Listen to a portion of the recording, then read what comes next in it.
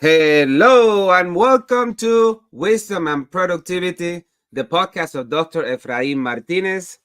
I am a principal in search of wisdom, and I have found productivity to be a great tool for success. Today, I have the great and distinguished honor of having with me Dr. Luis Correa, who is a passionate educator, husband, and father, and he serves as the Superintendent of District 56 in Gurnee, Illinois. Dr. Luis Correa, who are you? Well, good morning, Dr. Martinez. Good Thank you so morning. much for having me today in your show. It is an honor for me to be here, so I appreciate that. I wanted to thank you for that. Thank you. Well, let's see. Who am I? I think that I want to start at the very beginning, if you don't mind. Yeah. I was born and raised in Mexico, the state of Michoacan, to be specific. I grew up there with my mom. My mom was a single mom. Grew up there until the age of 12. She met, and married somebody who had some roots here in the States, actually in Waukegan.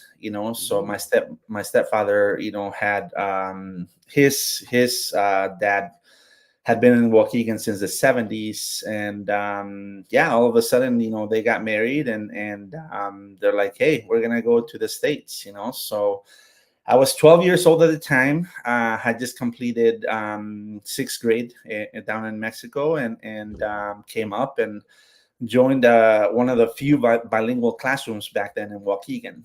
So as a seventh grader, everything was foreign to me, and I know. I mean, it was a new world, right? So then my parents, my mom and my stepdad, decided to moved to California and to start, kind of, their own business kind of thing. And we ended up moving to California a year later, right? So then it was really a different world because after being a year in bilingual education, I had a phenomenal teacher who taught me a lot of English my first year. I didn't know any English when I came to the States. I knew four words maybe, but I'm not going to repeat them because they were all bad, right? So all the bad words we learned first. Yeah. But going to California, that was in 1990. There was no bilingual education in California. The Mm. governor back then kind of got rid of all bilingual education, so it was kind of like the sink or swim model, right? So Mhm. after a year, I had to rely a lot on my classmates, my teachers who really understood. Some of them who understood, what my needs were. Try to modify some things, but it was tough. It's not the same. So I finished eighth grade in California, then moved to high school, and needless to say, I struggled a little bit in high school. Behavior wise and communication wise was not the same. I read all the classics in quotes, but I had to reread them as an adult because uh, Didn't get everything. didn't get it. I didn't get it.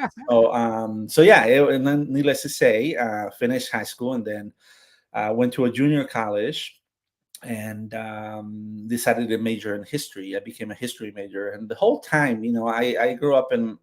My mom was one of 13 kids. So about more than half of my aunts and uncles were teachers, right? So I knew that teaching was in my blood. I knew from when I was young that I wanted to be a teacher, and that's what I did. And I majored in history. I went to a junior college first, and then I moved on to a 4 year college and finished my history degree, and then also became a teacher. Right. So I taught in California for 1 year, and then the new governor, the Terminator, Arnold, came about and said, "Hey, everybody has to go back to school for middle school if you're teaching middle school." Mm. And then he said, "You guys gotta get additional education." Back then, I didn't think about it too much because I was still young, and I didn't want to go back to school. I had just finished school, so I'm like, why would I want to go back to school, right? Not knowing that educators are really lifelong learners, right? So I'm not thinking at that time, but so no, I had family here in Illinois, and they said, "Hey, we're looking for bilingual teachers up here. The population is really growing a lot, and I said, yeah, you know what? I'm gonna go ahead and try it. My plan was like, come and check it out for 2 years, and really, my passion was with bilingual education. Being a bilingual, a former EL myself, I still consider myself an EL. Right. So then, my passion was like really serving that population, right, that community. So I'm like, hey, that's great. I came to Illinois. I taught at what was then called Jefferson Middle School in Waukegan, and middle school bilingual math and science. And then that's where I met my wife. My wife was the other bilingual teacher, which she's we shared kids, and needless to say, I never went back to California. So Mm. so yeah, that's my personal thing. But like then, I came to teach bilingual education here. I taught for 2 years, and then I went to actually a North Shore district to teach Spanish to non-Spanish speakers. So it was like I kind of flipped my role, Mhm. and that was really fun because it gave me a different perspective. And I mean, teaching Spanish to non-Spanish, teaching basic Spanish was like really super fun. I had a great experience, and I know that back then there was a principal who was a really good mentor of mine, and he said, "Hey, you have some leadership ability, so why don't you just get your Type 75?" That's back when Type 75s were a thing, and Yes. uh, and I said, "Oh, that's not a bad idea." I had my wife and I had just had a kid. Diapers were expensive, and there still are. I think I don't know how the world is with that, but yeah. So I said, yeah, I'm gonna try it, and I did. And 2 years later, I became an assistant principal at Waukegan High School. So I kind of left Waukegan in teaching, and then I came back to it.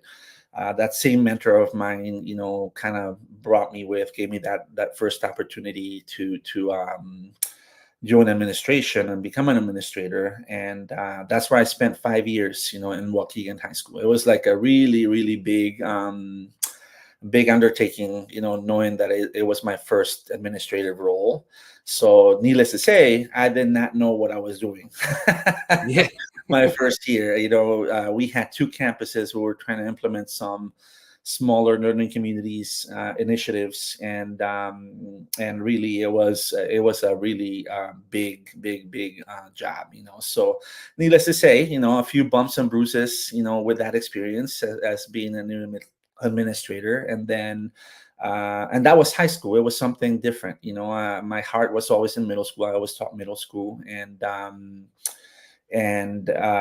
wanted to go back to the middle school level. So I found, I kind of made a lateral move because I just wanted to go back to a middle school. So I ended up, after 5 years in Waukegan, and I ended up going to Wheeling District 21, here, and I became an assistant principal first, and then great environment, great, a very different community, very similar community. I ended up landing in a school where about 50% of the population was, Latino students, and then the other 50 was a mix of everything, which was Mm.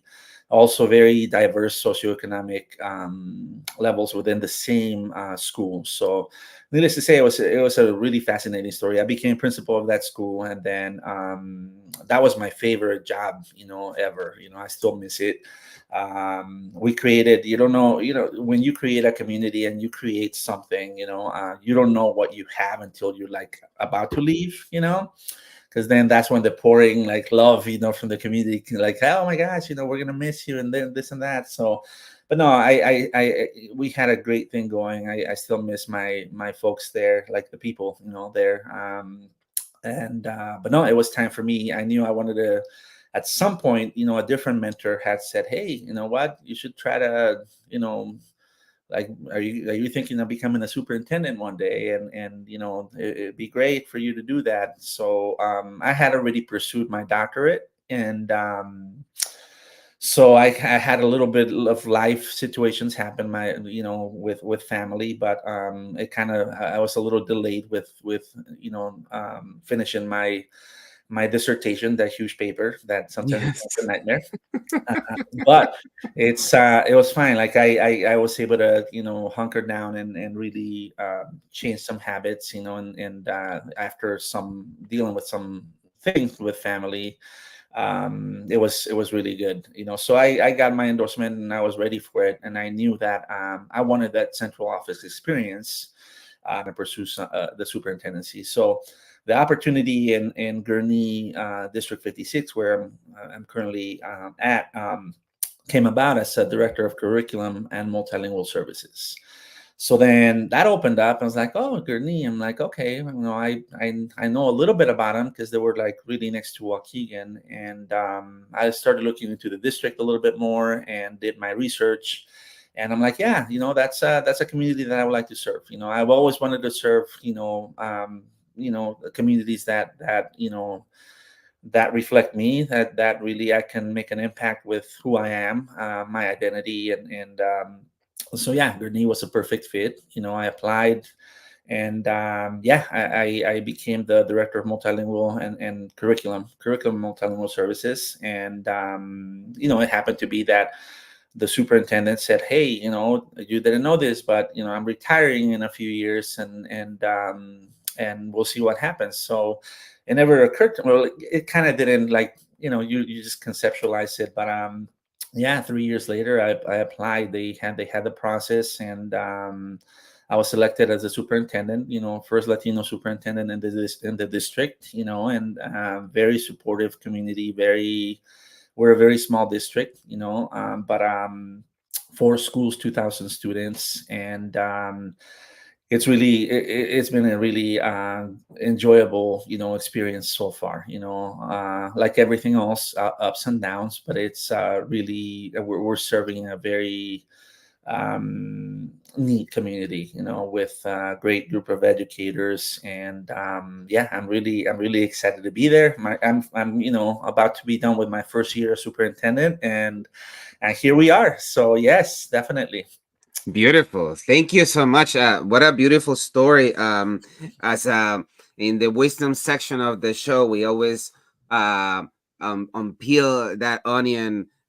So tell us about, what advice do you have, since we are getting so many newcomers with the crisis that is happening in the border. You know, you know how it feels to be a newcomer into the country. What advice do you have for districts and boards of education on how to properly support newcomers? It's interesting because really, every district leader that I speak to, we always try to solve things with, oh, we need additional funding, right? We need additional resources. We need, these things to support, our newcomers, right? Which, yeah, I think money helps a lot, funding helps a lot, resources help a lot. But I think my focus has been, with a few, we haven't gotten a lot. We still get the same number of newcomers that we typically get on a yearly basis, right? It's average. But our focus really has been on making that connection with the families and kids. I think that what helped me the most, get through school the most, what I remember the most about my school experience as a newcomer, right, was really the connections that teachers made with me as an individual, right? The connections that they took time to just make me feel like I belong, make me feel that, like, I really, that they see me, they hear me, and that they really are, that they really care about me, right? Now, I knew back then, or now I know that, back then my teachers didn't have all the answers, right? And just to give you an example, my one of my eighth grade science teachers, that's when I was in California, she didn't have access to translators, right? She didn't have access to materials in Spanish that that she can give me. Google was not a thing back then. Yes. So it's not like she could Google translate anything. So she tried to modify things, or she tried to give me some things in her own way. And I appreciated that because I knew that she was trying. I knew that she didn't hold me to the same like definition, like, oh, you have to define all these terms, or you have to, like complete all these worksheets. She would say, hey, try to get the general idea of what you have, like what's going on here, and I'm good with that. So I think they modified a lot. I mean, they still gave me a grade. I still got a bunch of C's and D's, in science class, but I didn't understand the whole thing. Like, when you talk about biology, chemistry, or like things of that nature, they're like, okay, well, those are terms. So I used to carry a Spanish English dictionary everywhere I went with me, because I'm Mm. like, well, if I don't understand that word, I'm going to look it up and see if I can make meaning of what's here. But it becomes really hard because as a student, I just wanted to get that sense of belonging, and that's my advice. Is it's really, yes, resources are important. Making sure that we connect families to local resources, that's important, right? Making sure that they don't know how to, like, my mom and my stepdad never set foot in school unless I got into trouble, right? They never really understood. My mom completed the registration process because she knew that, like, that what got me, out of the house, and like, she's like, hey, I have to do this every year. But outside of that, they were really not really involved. And part of it is, I think about it now, it's like, well, what kind of outreach the school have, to really make sure that they understood how to navigate some of the things, like, I had to. Luckily, I in high school, I had a counselor who took a little bit of care, right, to say, "Hey, you should, like, if you want to go to college, you need to apply." And these are the time. My parents had no idea, no Mm. idea whatsoever. So now it's more like, well, how do we get that right? Now there's a lot of, I mean, high schools in our area do a phenomenal job in the outreach, the amount of information that they share with parents. They have counseling departments that are dedicated to that. So it's great that we're doing that. But with our newcomer families, they it's a different approach, and even not necessarily just in high school, but at the lower grades, they need to know that, yeah, hey, you're welcome in the school. This is a safe place. This we're here to help you, right? And I think that sense of belonging for families and students is really important. Beautiful. Thank you so much, Luis. Sure. You said something that really resonated with me about when you began as an AP, you had little idea. That was absolutely me. And I don't know anyone who went from classroom to AP to say, oh yeah, I knew exactly what I was doing. What advice do you have for people who are doing that shift from teacher to AP, so they don't go through those lessons of not knowing what the heck you're supposed to do? Oh my gosh, what advice! If I had to pick one thing, is make sure you take time to do some self care. Balance it out, because really, if I were to go back and do it all over again, I think that you come in thinking like, I gotta have all the answers, right? You come in thinking like, oh my gosh, people are gonna come to me with questions, and what am I gonna say? Because there's no way of knowing everything, right?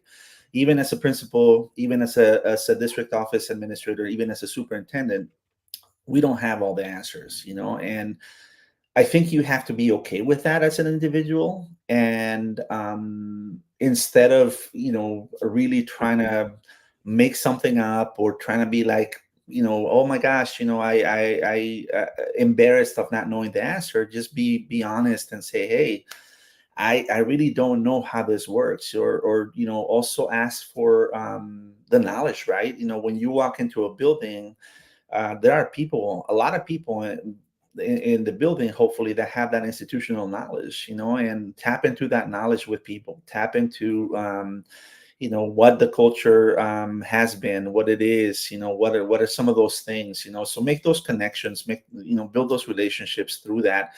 And then I think being vulnerable is huge, because they have to see. I mean, I thought my idea of an administrator back then, I mean, mind you, this is 18 years ago, right? When I first started, it's really, my idea was like, okay, how do you like, I thought I had to be like a Superman, like, oh my gosh, I'm gonna do everything, and I need to be there, and I need to, and that's not the thing. Being vulnerable means like, hey, we're human beings too, right? We have our own needs. We have to make sure that people understand that we also make mistakes, right? So then it's important to acknowledge that too, and to really put it out there. One of the things that I learned the hard way is that once you make a mistake, and if you try to like deny it or hide it or like not really admit it, people will get like even worse with you, right? Like people would say, hey, you know what, we know you did something wrong, but like what are you doing to fix it, or at least apologize, something like that. But no, going back to the advice, I think is just being open, honest about where you are in your journey, knowing that you're starting as a new administrator, and people will give you grace. People will be like, hey, you're learning and we get it. But then people also expect you to be the leader, right? Mhm. So it's a fine balance. It's between what you can do versus what people expect you to do, and you gotta find somewhere in the middle, some In kind the of. middle. One more follow-up question about this. Yeah. As a aspiring superintendent and current school principal, I know that I will have to do a shift, let's call it, in central office somewhere before I do that jump into as a superintendent. But when you're a principal, you're like the mayor of a town, right? Like you have all this stuff and everything goes to you. So, what lessons should principals know before getting themselves into the central office to be, for example, the director of curriculum or the assistant super X or Y, when you're no longer the mayor of the town? How things change? Like what should one expect before they get into trouble? Because they want to act like the principal, Yeah. and definitely it's not like that. Well, I think the biggest change for me was I missed the hustle and bustle, right? Like you said it yourself. You're like the mayor, right? And my transition into central office was really is not the best example, and here is why. I transitioned. So where I'm at, they offer me the job 1 week before everything shut down in COVID, right? So I didn't really know that COVID was going to happen, and I was interviewing, in February, March, and then we came to they offered me the position literally the week before everything shut down. Wow. So then, had I known that everything was going to be that COVID was going to happen, I probably would have stayed as a principal, because that was like we had a great thing, in my school going, and I knew the staff. The staff knew me. So then the vision was like, we needed to make minor adjustments, right? So that's why I'm saying my experience is not a very good example, because when I went into central office, I met people through a screen, right? I met most people through a Mm. screen, because kids were remote, and then hybrid, and all that mess. So yeah, that was that. But to your question, I think that one thing that did not change is that as a principal, you need to have a vision of what you need to do, where you need to move your school forward, right? Like what direction you need to go. That doesn't change when you become a central office administrator, because now you have to, the only thing that changes is your lens, right? So whether you have 4 schools or 10 schools in your district, you have to think, okay, what is my vision for my department, and how is it going to impact not only one school, but how is it going to impact, the 4 schools or the 6 schools or the 10 schools, whatever. So then that's one thing that does not change. What changed the most for me is like I miss the daily, like, okay, you know what, I don't have staff meetings anymore. I don't have, you still get some, parent emails once in a while, but not as many, so you're not dealing a lot like with the, okay, what are we doing for problem solving, or like, hey, there are a couple of kids that are, the ones that are giving you a good run for your money, and all those things that like are daily kind of hustle and bustle that happen in a school. And you don't have that, right? Your role as a central office administrator has more to do with the larger impact that you have, and how to implement that. Now, as a former principal myself, I was very aware that, and people gave me this advice. I mean, I worked with great central office administrators. I had great role models too, and people gave me the advice of, don't be a partner instead of being like, a boss, if you will, right? So sometimes Mm. Dr. Martinez, like sometimes we look at central office admin, and you're like, oh my gosh, like here's my other boss, or here's like the way to do this, and it's true. Like we all have those thoughts sometimes. So like, oh my gosh, like now curriculum is asking me to do this. Now, businesses tell me to do this way. Now, tech is coming and saying like, hey, we have to have this or whatever. So you feel pulled in those directions. So I think that when you move into a central office position, you have to remember how that felt, because when you introduce something or where you're like have an initiative, you really have to gain that, set that vision again with the principals, so they know, they understand why you're moving in that direction, and then really take the time to gain their, work the kinks out before it goes out of the bag, right? So they're really, it depends on what district you're in, but there might be principals that don't like it from the get-go, but then if it's something that needs to happen, you might come just to a consensus, right? You're not gonna, I always say, you know what, if you want to make people happy, go sell ice cream, because that's the only way. But sometimes in leadership we have to make tough calls, and when people don't like things, you have to create that consensus. You have to come to a consensus and say, hey, well, this is the direction. And but there are people that will be on board with you. They're like, hey, this is what we need, and I see why, and yeah, we're going to lead this forward. And that's who you want to really be, at your side when you launch those things. But never forget that principals have, the difficult task of buffering things, so it's palpable for their staff, right, too. So yeah, those are things that I just kind of learned as I went. I made a lot of mistakes too, because there are times where, my first 3 months in my current district, I told principals like, hey, well, we should set, learning targets for COVID and remote learning and blah blah blah. They were worried about, ventilation. They were worried about, like distancing. They were worried about like, oh my gosh, how am I set up? So then there were a lot of things happening. They're like, Luis, don't even, like, right now, don't even add one more thing. So needless to say, I mean, but you learn from those things, right? And you say, well, let's see how much we can push, but it's important to have them on your side, definitely. Wow, what a beautiful advice. Masterclass. Be a partner, not a boss when you're in Exactly. central office. That's amazing. Thank you so much, Luis. So, like in Back to the Future, if Luis could go back in time to any of the positions that you have held in the past, what would the Luis of today tell the Luis of back then? Gosh,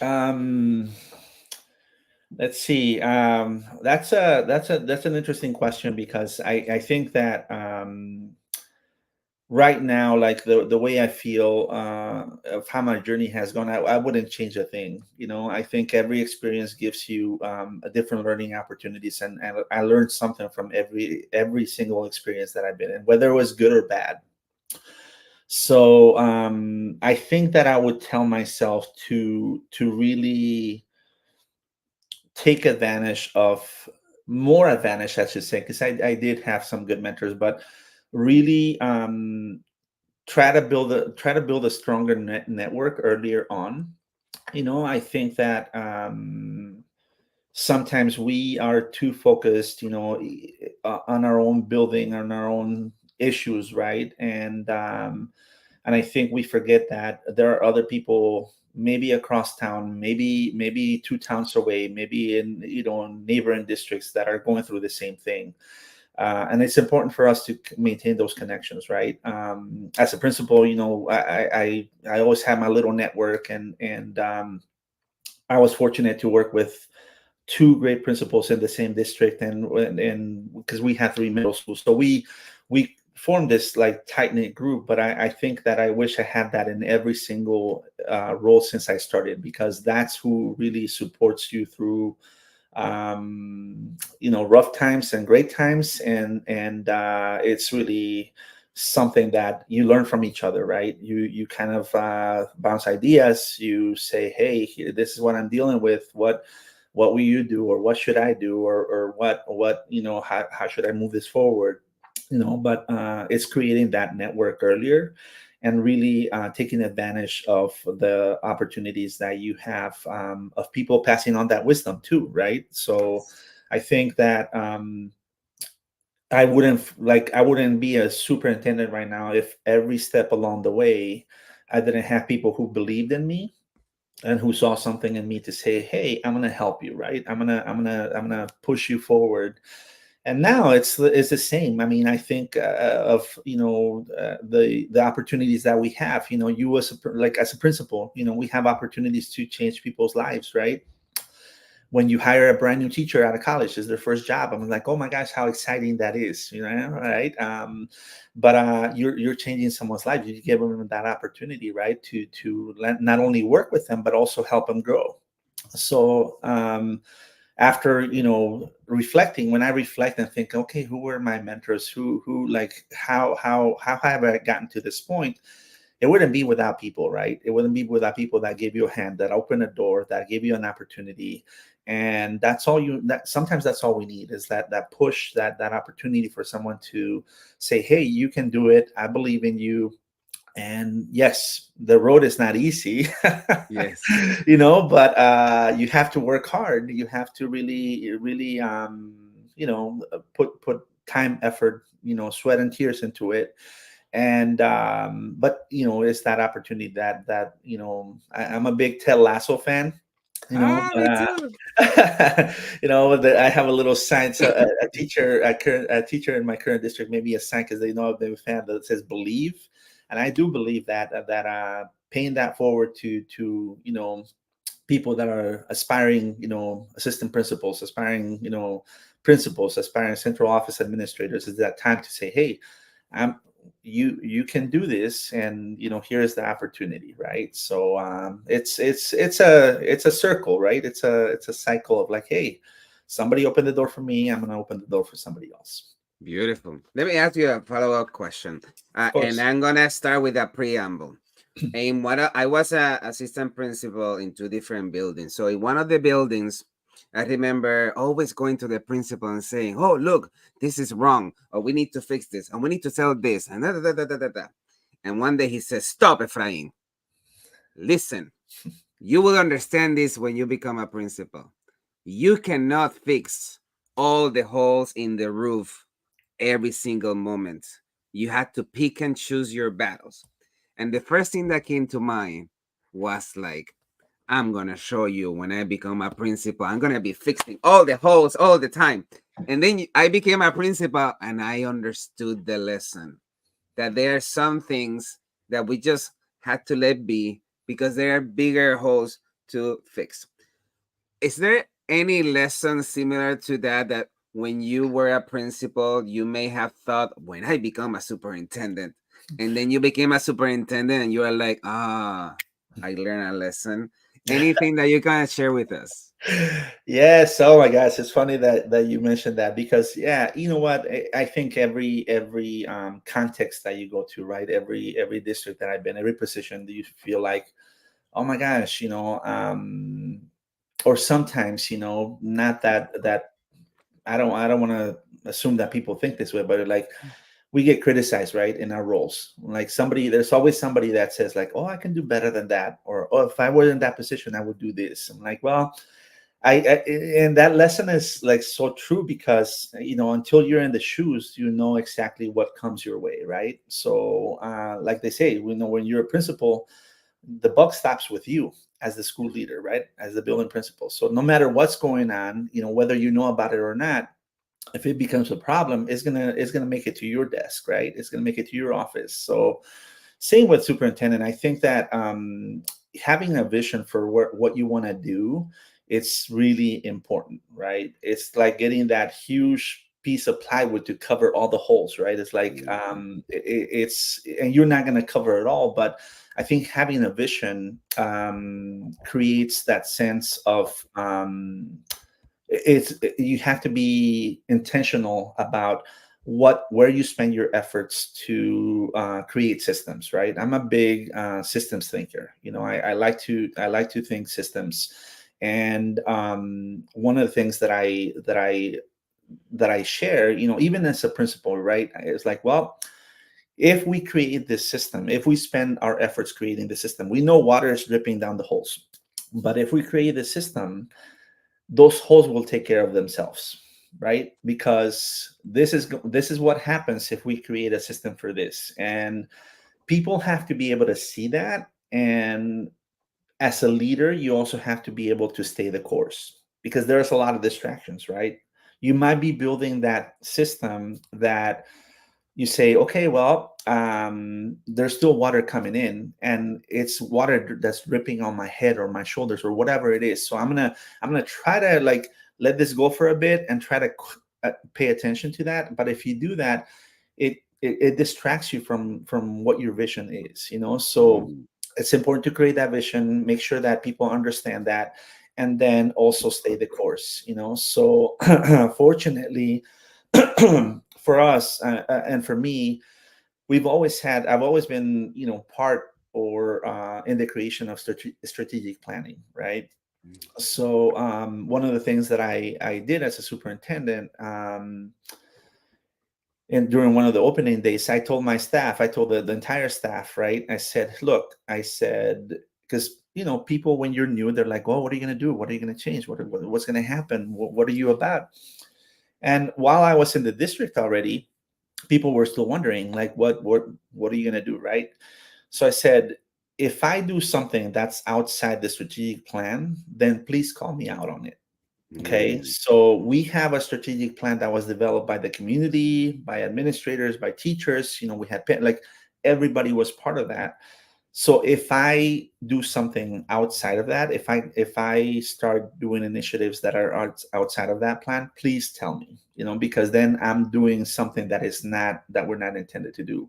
But that is part of staying the course, right? So the blueprint's already there, the strategic plan is there. We know what our goals, our values are, and then I think my role is to get us there, right? To say, okay, what do we have to do to accomplish these goals? Knowing that these are our values, then let's move in that direction, right? And how do we start? And then yes, you uncover things that are like, oh my gosh, that needs attention too, or like this is happening. But you have to really bring it back to, okay, how is this impacting the strategic plan, or how is this impacting the vision that we have for the next 2 3 years, right? And if people get to that understanding, I think you have a sense of like, okay, we know what direction we're going in, let's buckle up, and then let's get to work, right? So that I believe has helped a lot, because as a brand new superintendent, you're like, okay, well, how am I doing with this, right? Or what's happening here? And there's always room for improvement, of course, and I have to also solicit that feedback from staff. Really put yourself out there and say, hey, give me some feedback. Tell me how I'm doing. Tell me how can I improve my own practices because I want to get better, right? So it never stops. I did that as a principal. I did that. I didn't do that as a central office administrator, but now as a superintendent, I'm like, yeah, give me some feedback, right? So it's about having that vision, being intentional about staying the course, and really always seeking that feedback and saying, okay, are we doing the what we said we were going to do? Beautiful. Thank you so much, Luis. Let me ask you, let's talk about books. If you have to gift two books, one fiction and one nonfiction, to a loved one, which books will those be and why? All right, so I don't know where this book falls under the category, but I recently read a book which it's really it really caught my attention because I'm a big believer in I have a routine, right? Like I've had this routine. Like I'm a morning person, so I'm up at 4:45, 5 o'clock in the morning. I have to do some sort of exercise or something, to just keep clear my mind, and that's how I kind of some of the best solutions that I've had kind of come in that morning time. But yeah, and then I start with my day and then go on. But I believe in habits, right? Habits is what make you like a lot of like who you are. So recently I read the book Atomic Habits by James Clear. Okay, great book. I highly recommend it. But he talks about the tiny changes, because sometimes when we think about like, oh my gosh, how does he do this? How does she do that? Or whatever, and I always attribute it back to some of the greatest athletes that we see out there, right? Whether past or present, they have certain habits, certain routines that they're consistent with, right? That they're like, it makes them who they are. It makes them that great. Most recent one that I was fascinated by, Caitlin Clark. The amazing to watch that, because she broke all kinds of records. She made a lot of noise, and it's like, oh my gosh, so inspiring, right? But then if you read a little bit about her, she has certain habits that's like, hey, that go above and beyond that, who that make her who she is, who she's become, right? Like, okay, she practices this much, she does this, and it's encompassing not just what she does on the court, but what she does like outside of that, right? And I think the same comes true for us as leaders. We have to really um, be mindful of like, what are those habits that make us productive, efficient, that make us you know move things forward, right? Whether it's in our personal or professional life. And so yeah, that book, James Clear, is really like powerful, because it's tiny little changes that make a huge difference, right? Mhm. And a small change in attitude, a small change in perspective. He talks about changes in processes, changes in identity, even like knowing who you are as a person, and that's why I started with that. When you said, who are you? I'm like, well, I'm going to tell you who I am first as a person, like where I came from, in order for you to understand like why I do the things I do. But it's a really good book. So I don't know where that falls under, what category, if it's Nonfiction. or nonfiction. Nonfiction. But It's a fascinating read. Any leader should read it. yeah, Absolutely. yeah, it's great. So I really love that. And then the other book that I would gift, again, and I'm breaking a rule of the fiction nonfiction thing, but I love the book Teacher Man by Frank Oh, McCourt. And I yeah. would gift that to any family member, because even though it has to do with teaching, his story is just fascinating. And that was a book that was gifted to me by my very first mentor when I became a teacher here in Illinois.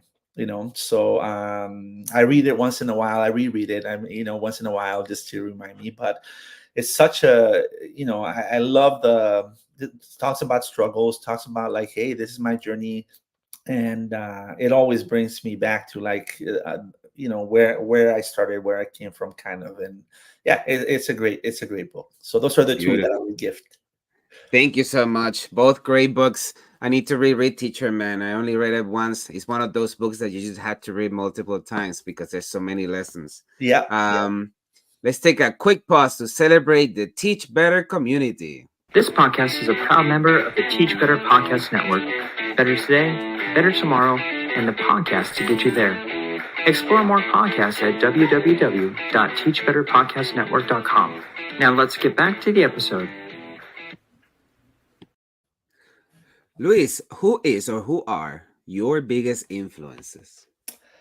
Oh, my biggest influences. So, like I said, I grew up with, a single mom, and she was one of 13. And I like to consider myself number 14 because my grandmother took care of me. My mom had to work two jobs, and, our financial situation was not great, when we were in Mexico. So, my grandma, so my mom's mom, was the one that took care of me, and the age difference between my youngest uncle from like my mom's youngest brother and me is 7 years. So he was like my older brother, right? I look at him as my older brother. So I think one of the biggest influences, and what I saw with my grandmother was how hardworking she was. I mean, when you have 13 kids, I don't know what else you do, but it was like, oh my gosh, she worked really hard, and she was a big influence. A lot of lessons, and it was really, I understood the opportunity to come to the United States back then, but she stayed in Mexico, and then she passed away a few years later, but she was a big influence in the sense of like, hey, you never give up, you work hard, and then you pursue, you go out and get what you want, right? Like you work for it, and yeah, I mean, it's like that mentality of like, don't give up, don't quit, and keep going, because that's what she did. So she was one of my biggest influence growing up. As adult, I think my mom became a big influence because that's again, she same as my grandma, like very very hard worker. My mom started her own business, out of nothing, and kind of like grew into that. But it's a good influence, a big influence. And then I think the other big influence has been, my wife. I mean, she grew up. Her and I couldn't have grown up like far different.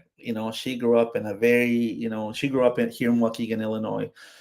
Very, very, good family unit. Very nice people.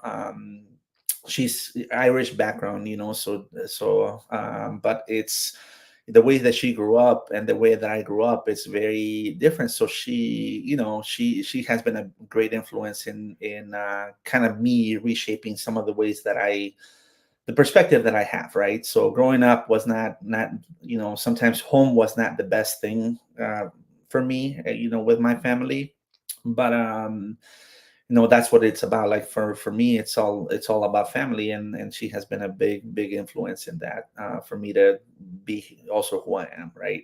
Supported me all the way in everything, and understands what kind of impact I want to have with the community. So but yeah, and then professionally, I think, like I said, I've had mentors along the way. So my first principal, who I remember, dearly, and she moved out of state, a few years ago, but she was a big influence in the sense that it gave me a lot of autonomy, because we didn't have a lot of materials. We were a very small bilingual program, so we created a program, that was meant to help kids, on Saturdays, right? And she was like, hey, if that's what you want to do and you feel they'll come, we'll support you. And we did have Saturday school. It wasn't detention or anything like that, but we were trying to prepare kids for things that were coming up, and she was a big supportive of that, and a big supporter of that. And then she was also very influential in looking at how, she was such a great leader. She was such a great leader, very, very good role model for me, and that was a big influence. And then, like I said, my other mentor, who was also a principal and opened the door for me to become an administrator, we still keep in touch. He retired, a few years ago, but a great mentor again, and gave me an opportunity, as an admin. So, and then along the way, I mean, I've had one of my former superintendents in Wheeling was also a very good mentor, and she was a really powerful in the sense that she taught me like great lessons that were very subtle, right? Like, so for example, the idea of common sense. He's I remember her telling me like, well, what differentiates people who make great leaders is like they have common sense. And it's hard because sometimes you think about that and it's like, well, how hard is it to have common sense? Well, it's hard because you have to think things through, right? And when you make decisions. But she's like, yeah, you would be surprised, or dealing with difficult situations with, she called it, with finesse. It's like you gotta have finesse with difficult situations, and you gotta be able to handle things a certain way. And so she would tell me all these things, and great mentor. Again, former superintendent too in Wheeling. He's the current superintendent there now. Great person to like push me to like, hey, you're ready to be a superintendent, from principal. And I'm like, well, I don't know. I kind of want some central office experience. Like, well, just so you know, you can do it. And you have people that, like I said, push you along the way, right? Like that, like really are rooting for you. And I think everybody along my journey has had some sort of like positive influence in me shaping my thinking now, right? And that's where I believe that it's really important to get or keep those pieces, even though they're separate, but they put them together. So to continue shaping like how I lead, who I am, and what impact I want to have. So yeah. Beautiful.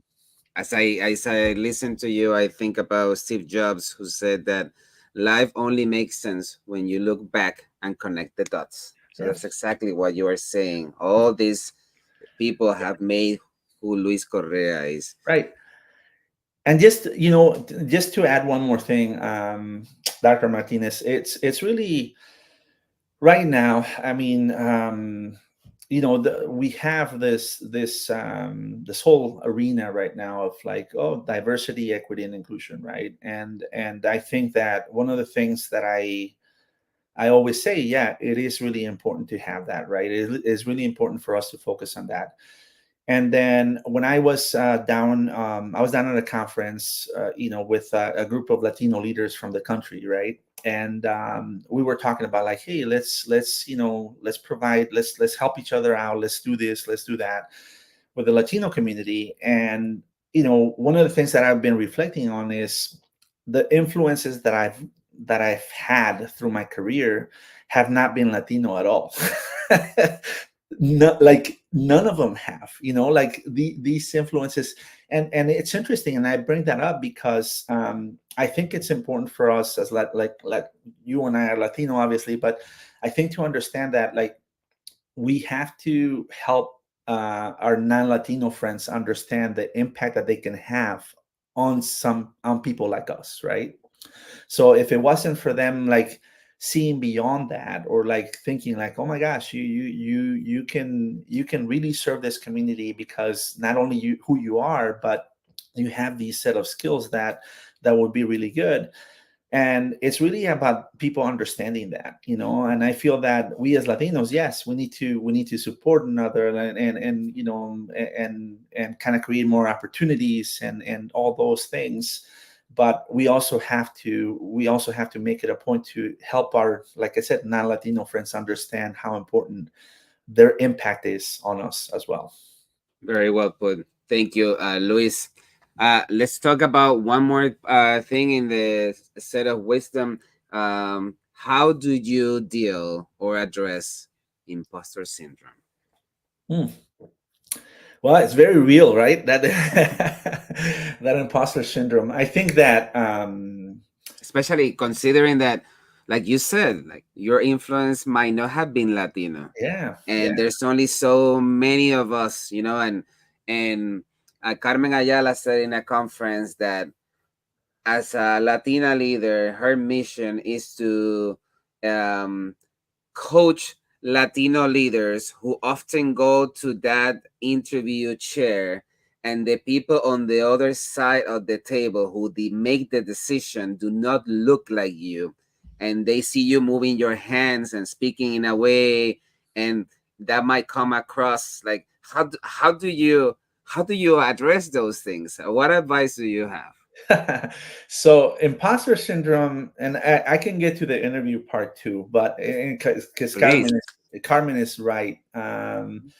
So imposter syndrome is very real, right? Like I've had that. I think we all go through that as teachers, as APs, as principals. Like any role, you have that. You have a little bit of that, And I think that as time goes on, experience. This is my favorite, and I don't know if I'm going to say it right, but my favorite John Dewey quote is like, learning is how does it go? Experience comes from reflecting on learning, or like learning comes from reflecting on experience, right? I think that's what it is. So and it's so true, because we gain experience, we learn from our own experiences, but we have to reflect on what we did, right? So I think that if you feel that imposter syndrome, you have to really think about, like, okay, what is causing me to feel that way? Is it my confidence? Is it, the decisions that I'm making? Is it because I don't know enough about this topic, or I don't feel so comfortable in making this decision, or I don't know what direction to go with this issue, right? We get some of that because of those things, but it's nothing, there's nothing out there that we cannot learn, like not learn, you know what I mean? So I think that the advice that I would give people about that is really hunker down on whatever you like. We all have strengths, right? We all have strengths, but then there are areas of growth that we also have. So then, like, really pay attention to those areas of growth. Pay attention to what you feel are your those weakness areas that you feel like, okay, when I talk about this, or when when this comes up, I don't feel as confident. So then learn more about that. Learn, like, trying to get comfortable with being uncomfortable, right? And it's how you grow. And I think that has helped me address some of this imposter syndrome, that is out there. So and just to give you an example, I had never, as a superintendent, never negotiated a teacher contract before, right? And my first year, this past year, we had to negotiate a contract, and it was one of those things where you say, "Well, I've never done it, so how does this work?" Right? So I asked around. I asked my network, like, "Hey, how have you done it? What is your format?" So I kind of did my research on it, and mind you, it's not rocket science, but I was like super nervous, super anxious about that and how the process was going to go.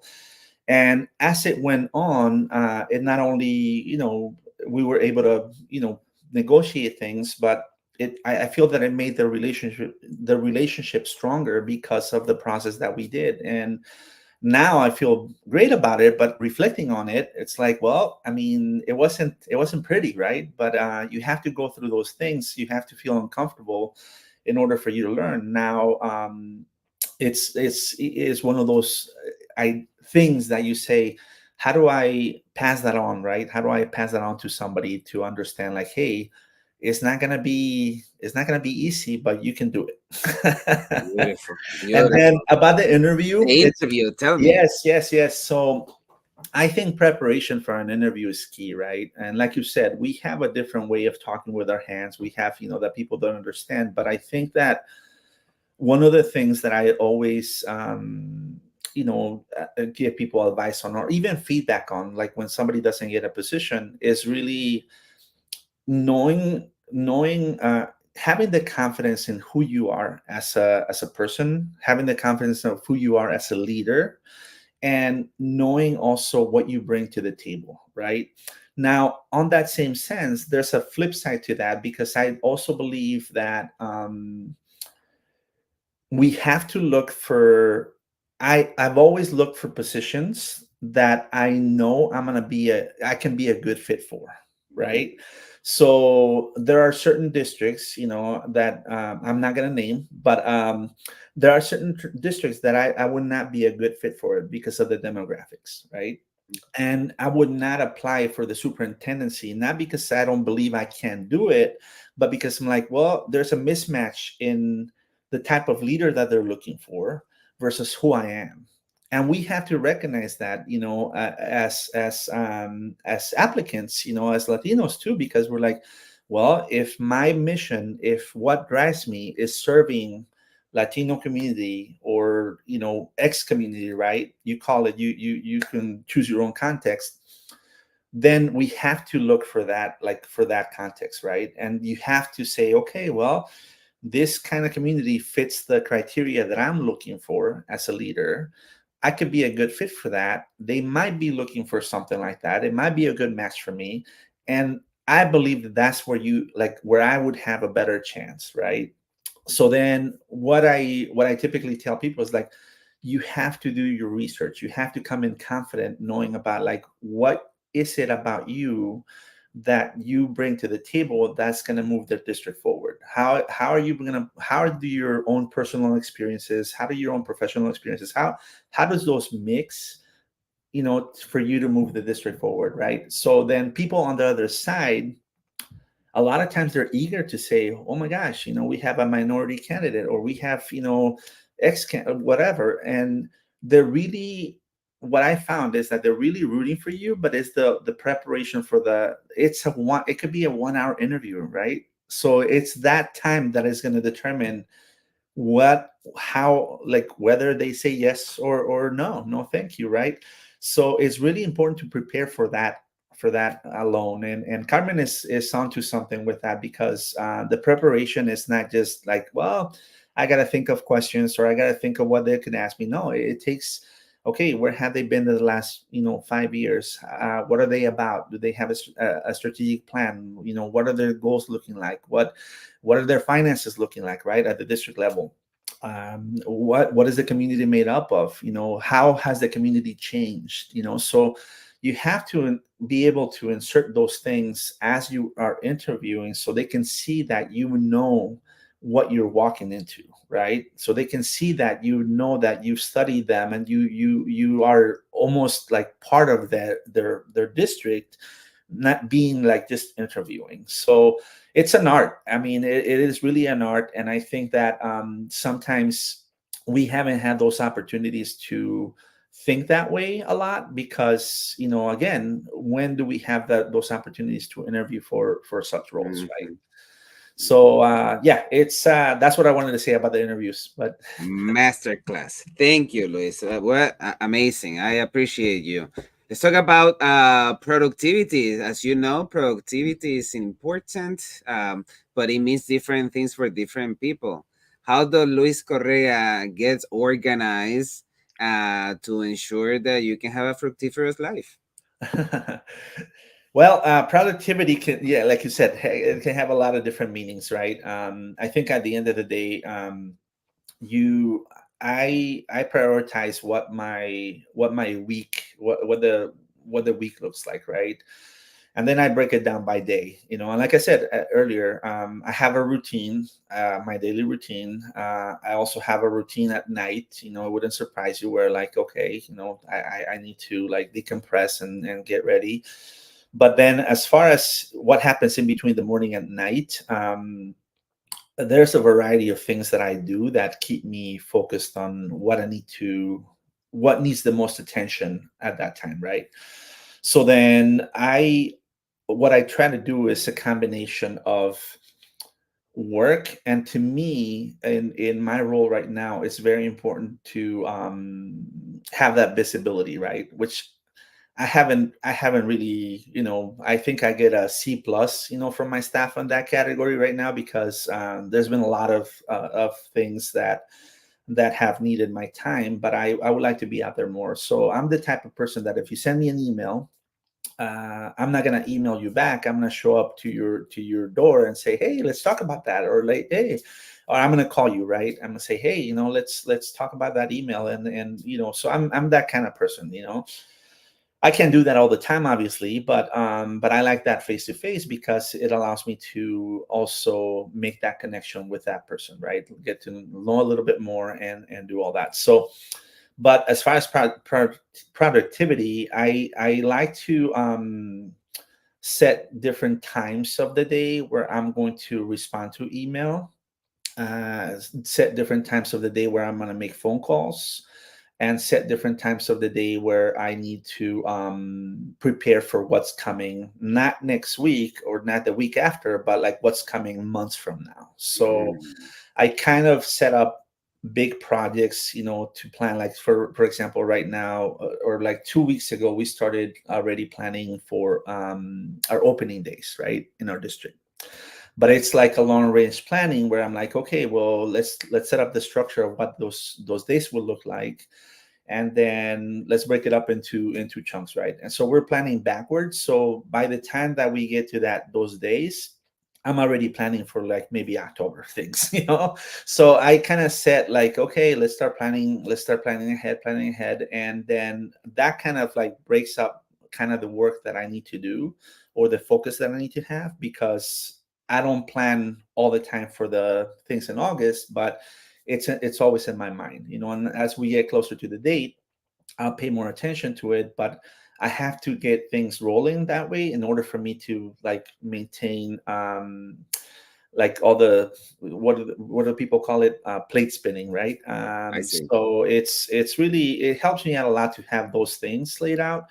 And then the last thing is, there are time the last thing for productivity is when I need a mental break. I walk away from my computer, and I go for like, I go and still talking about school or anything, but I go and talk to someone about like, hey, let's talk about this, or I go for a walk, or I go and visit a classroom, and because that's productivity is a balance, right? It's really, you cannot be productive if you're constantly working, because we get tired, Yes.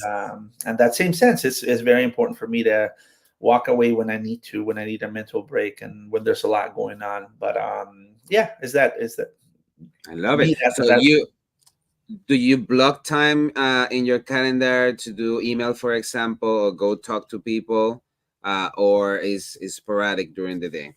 It's sporadic depending on what we have. So like, the way that my schedule works right now, it's there are certain meetings that are set, every week with different people, different groups. And then outside of that, I make time either before or after that to reply to things, because I like to, in meetings, you will not see me texting, you will not see me answering an email. I like to have my full attention, to what's happening at that time. So then because of that, I get backed up, as you can imagine, with things happening, and I tell people, like, if I'm in a meeting and if something really important, then call me and I know that it's important, right? And I'll pick up the phone. But if they text me, if they send me messages, they send me emails, I will not open them, I will not look at them.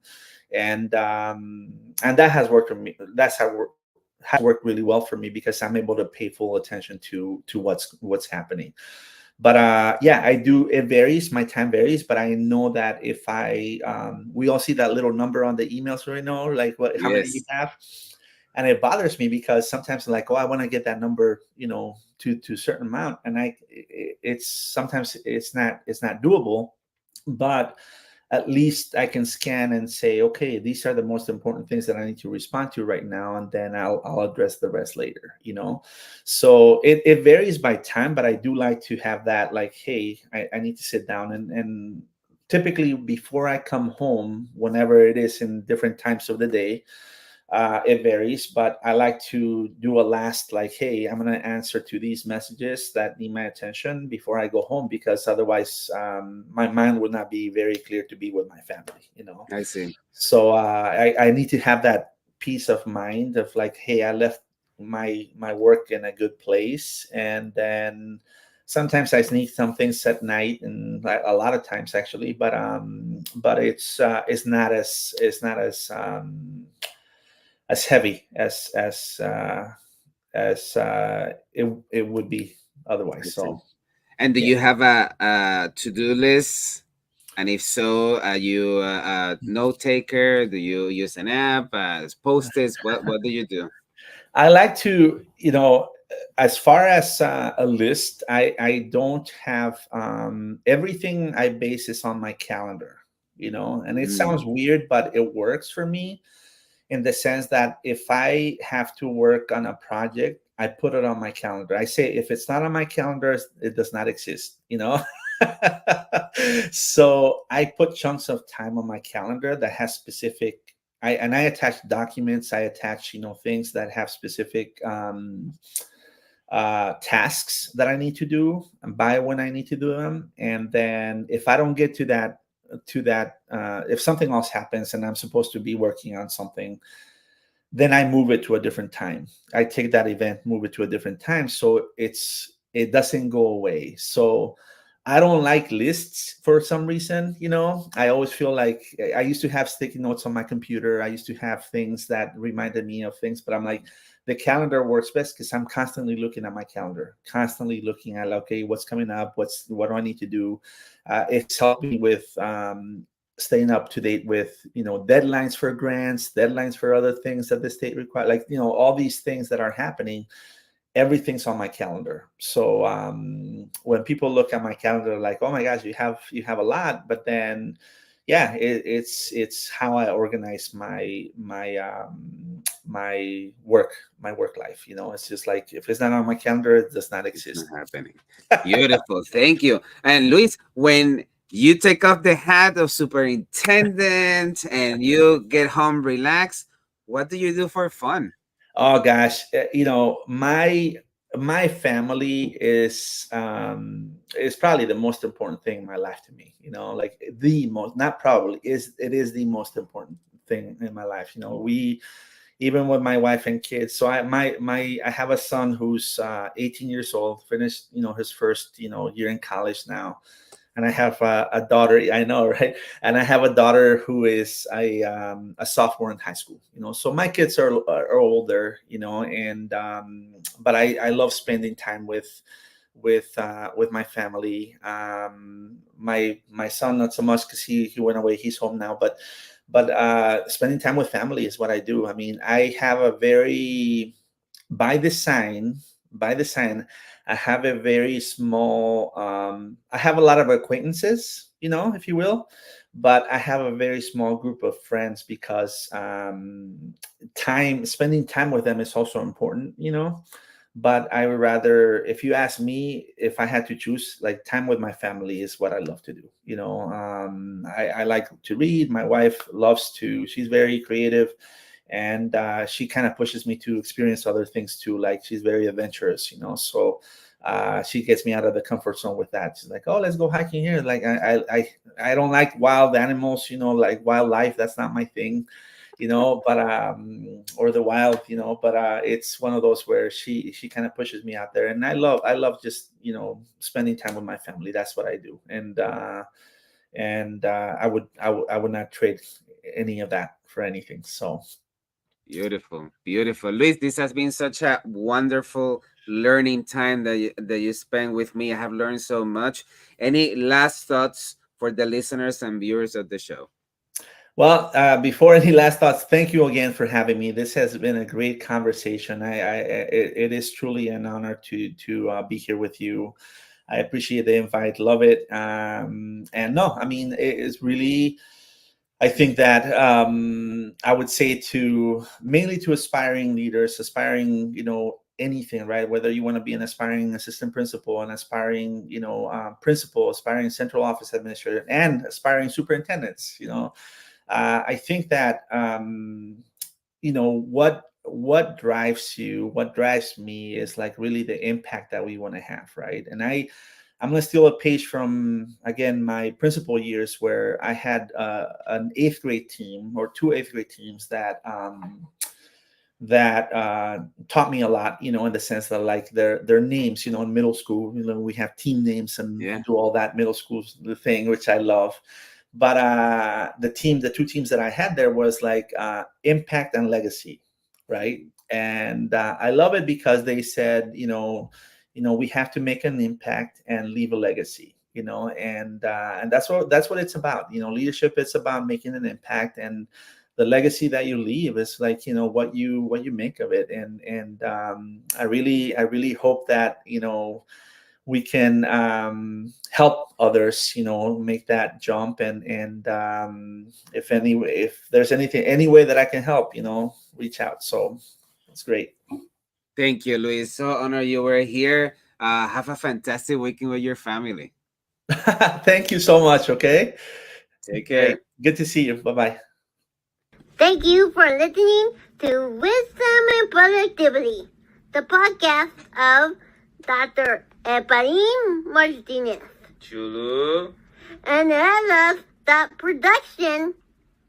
Chill out.